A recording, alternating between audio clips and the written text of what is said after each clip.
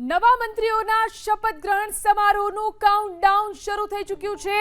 મહાત્મા મંદિરમાં શપથ ગ્રહણ સમારોહને લઈ જોરદાર તૈયારીઓ ચાલી રહી છે। વીઆઈપી મૂવમેન્ટને લઈને મહાત્મા મંદિરમાં સુરક્ષામાં વધારો કરવામાં આવ્યો છે।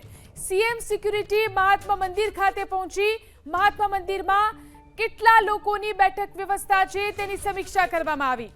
મહાત્મા મંદિરમાં જ્યારે શપથ ગ્રહણ સમારોહ યોજાવાનો છે ત્યારે અહીં તૈયારીઓ પૂરજોશમાં ચાલી રહી છે। ગાંધીનગરના મહાત્મા મંદિર ખાતે શપથવિધિ કરવામાં આવનાર છે ત્યારે સીએમ સિક્યુરિટીના અધિકારીઓ છે તેવા આવી ચૂક્યા છે મહાત્મા મંદિર ખાતે।